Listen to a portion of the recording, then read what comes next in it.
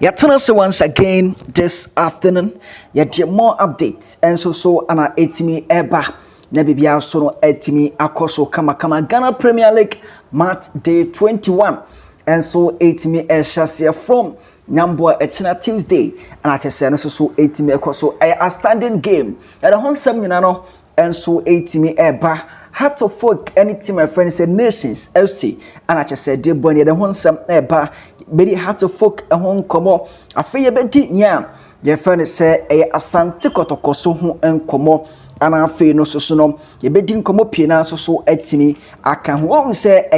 legend edema Ghana the Black Stars of Ghana ana afei so no Asante Kotoko Reverend osei Kofi and so no uram spinner almost so etimi asena ni munyam pa mo ananom and so ewenye funny say Spain yemo videos na bibia so no etimi akoso kama ha Charles Ado TV and now first time I show you media subscribe share for comment no and so etimi at the comment section na bibia so no etimi enkoso kama and so etimi has here from the Ghana Premier League match day 21 has here Nyambo Echina Bibiani Gold Stars and it's my friend is the Heart of Lions our dance pack 3 o'clock PM and that game no a bit me abaso at the same time no na mediama anything my friend is Basake Holy Stars and so etimi epo takwa TNA a stadium and a game no so betimi akoso Nyambo Wednesday games no betimi a continue to my friend is Heart of Folk 3 o'clock PM one team your friend say a Nations FC and a dear bunny our Accra Sports Stadium and a game no and so etimi baso Asante Kotoko any team my friend say a Brekum Chelsea Babayara Sports Stadium 3 o'clock PM Cairo United Legon Cities Aliu Mahama Sports Stadium and so betimi abaso Ejena FC and a Young Apostles Nana Ajumabadu the first Park and so about 3 o'clock PM Vision FC and FC Samates Ewani AJ Kraku the second sports complex a game and so betimi akoso 3 o'clock PM now for Dreams FC anytime my friend say Bechem United at the Aboni Tuba Astro Turf no so that game no so ebetimi akoso kama so elho na say Ghana your Premier League no Sena League table no and so etia Asante Kotoko di kan 42 points Bibiani Gold Stars tosumi no 41 points Heart of Lions etosuma akuma yensan 40 points Heart of Folk etoso enan 37 points fifth position no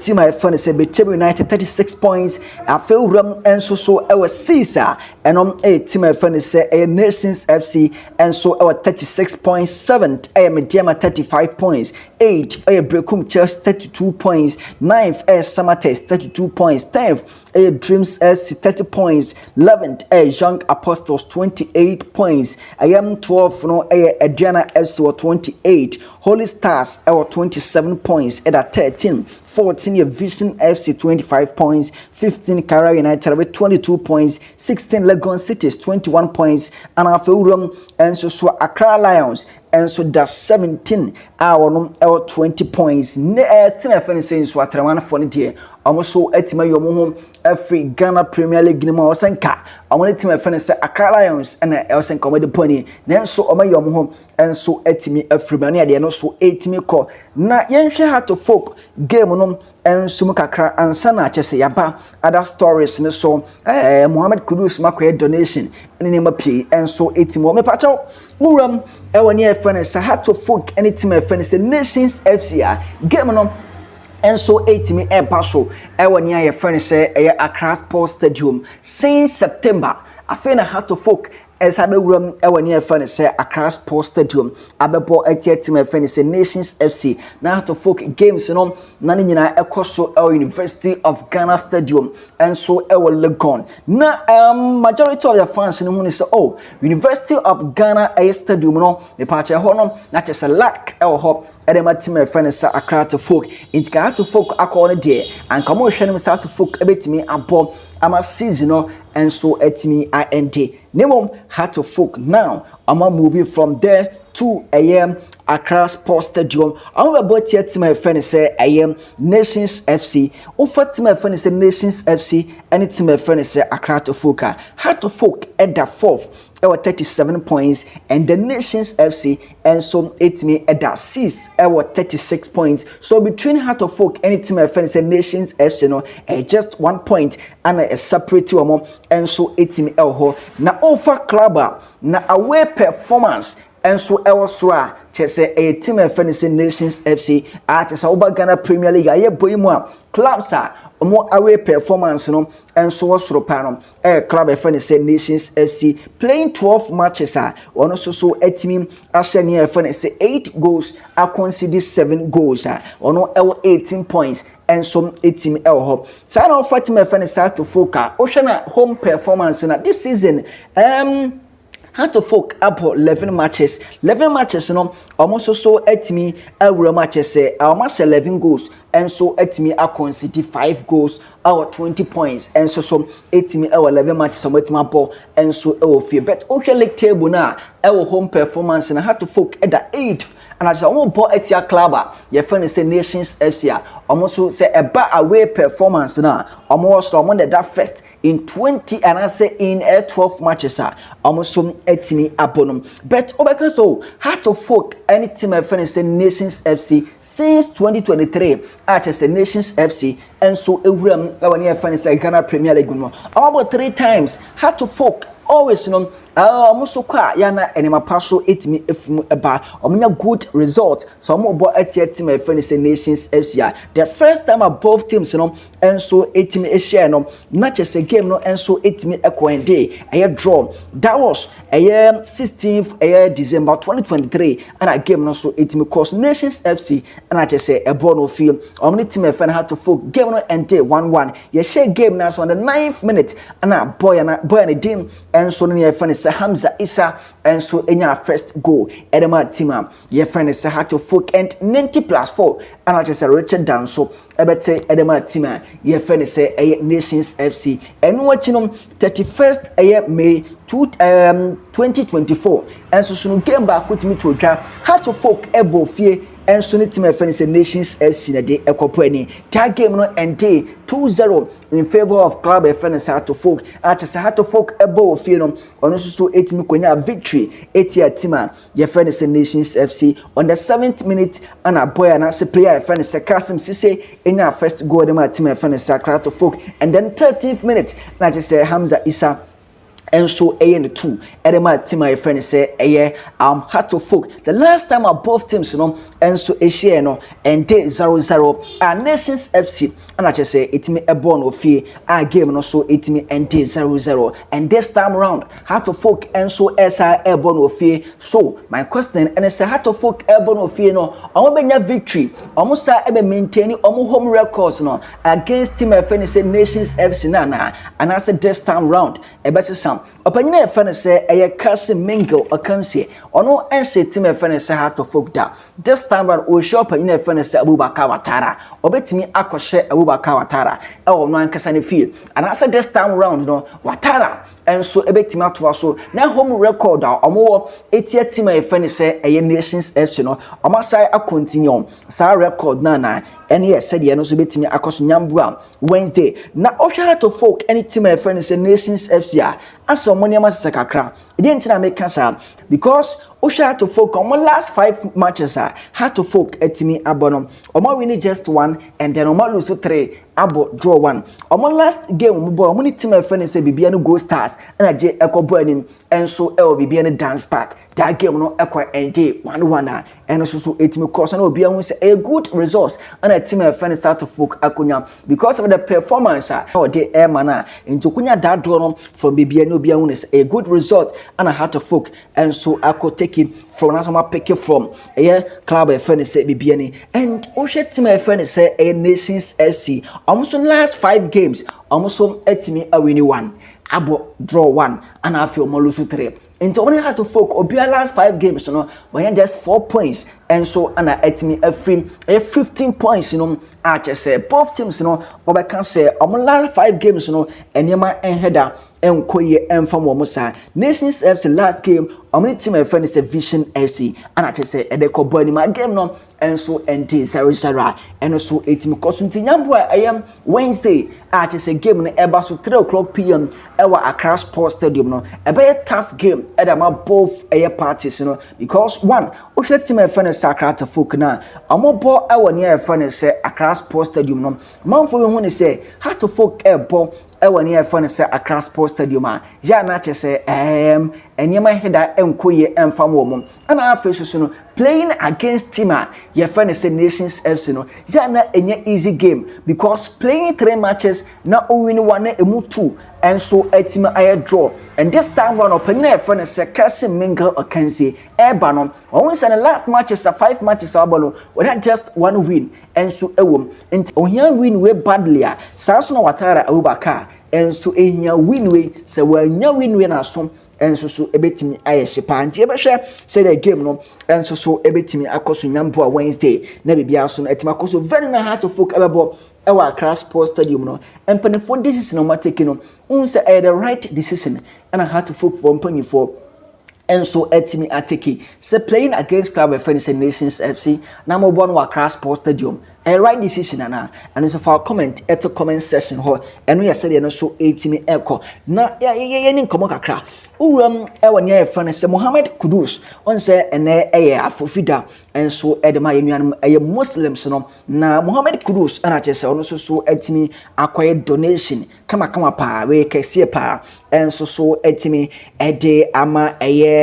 Rahman Islamic Basic School chese ono so etimi akoye donation any sika yamfa ni din enso so entimi antoja nti yankwan head donation no said that so etimi akoye Mohammed Kudus.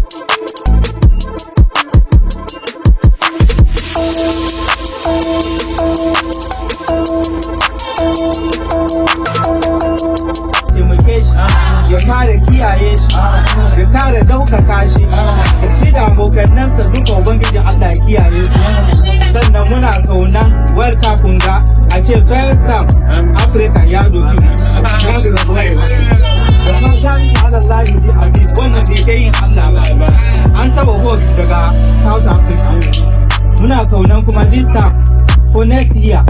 Muhammad Kudus ya azo kafu ya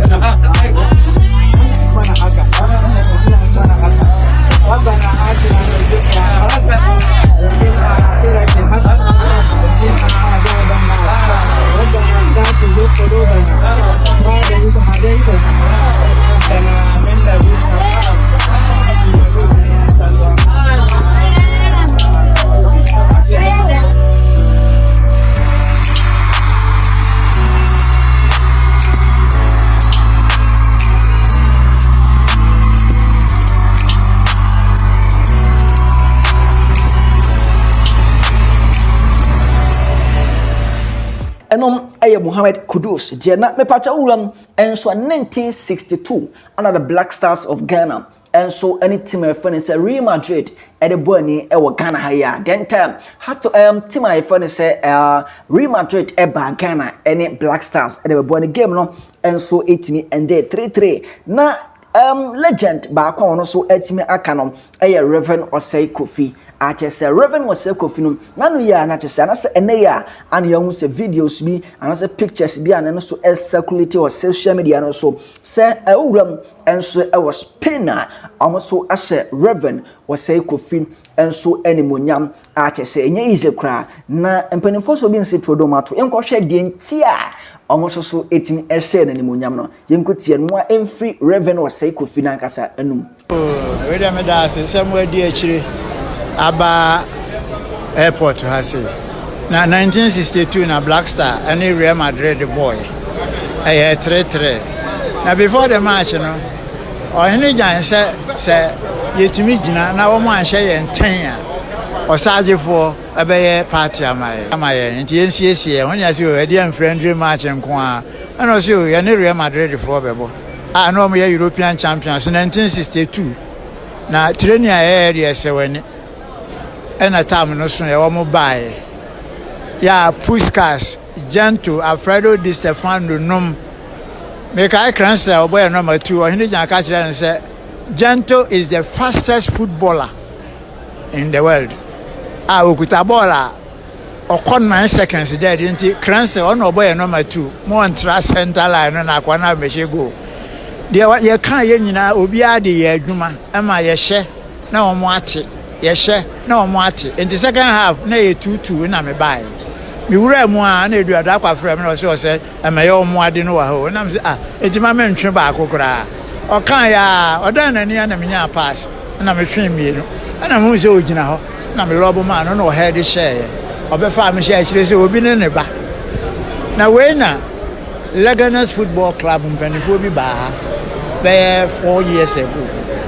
ɛna me na me de ɔmo call rounds na yɛ call no yɛkɔ GFA ɔmo amu yɛ nti yɛkɔ stadium me lawyer Obin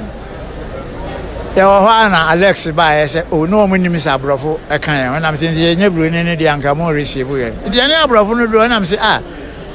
today you are fortunate to be here ɛna ɔmo sɛ ade ɔmo yɛ aborɔfo mmiɛnsa ɛna meka kyerɛ ɔmo sɛ 1962 this is the stadium the Black Stars of yesteryears and then nya de ya mo hu and on board 3-3 come bisa me say which Real Madrid and I'm saying bisa how many Real Madrid do we have in the world I'm say only one and I'm say I'm talking about the one na me catch say Gento wa ha Di Stefano wa ha Puskas wa ha obajiedi I'm say no we won't believe omo anye ani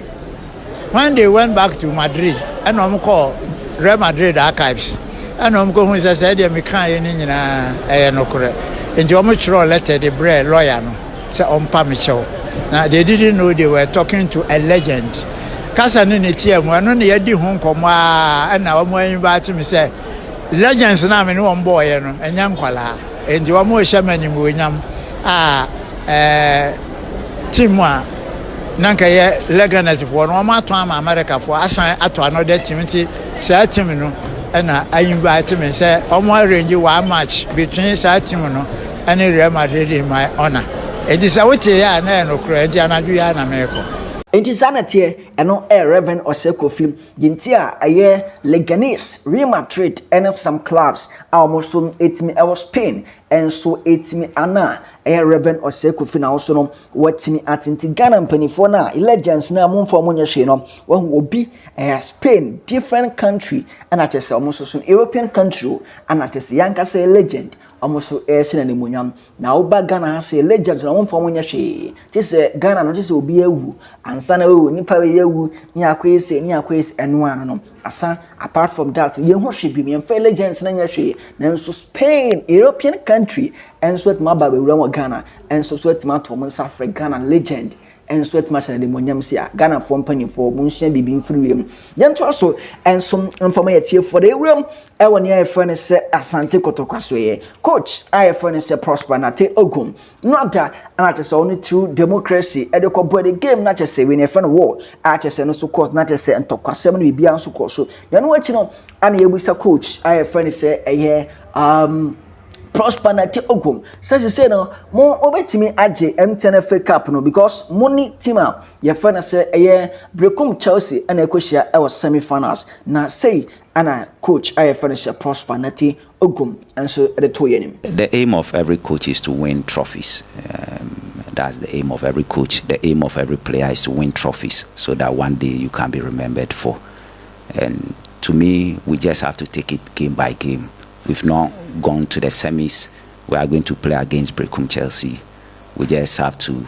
now switch our attention to the league. When the time is due, when it's about 2 weeks or a week to the game, we refocus or we redirect our attention to it. But I want to tell you, we are working harder and harder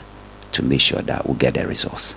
And coach I friend is a prosper na te ogum ne nsɛm no som etimi eleto dwa na yɛtoa so dia me pacha owuram yɛda so ɛwɔ MTN FA Cup no mu no say na no so etimi ɛkɔ ɛno a me ka kyerɛ mo sɛ sese mpanefo nhyehyɛ no sɛ ɔmo bɔ semi finals no ɛwɔ Takwa TNA ayɛ stadium na afei final no enso etimi awuram ɛwɔ University of Ghana ayɛ stadium ɛwɔ Legon ne no ana kyerɛ Wilson Arthur ɔno ɛyɛ chairman ɛde ɛma nea ɛfɛ ne sɛ MTN FA Cup no wakasa a confirm yentie sɛ ɔno nso ɛto dwa. Oh, it's a good thing. It's a good thing to create mini festivals out of the quarterfinal, semi-final, and the final. And so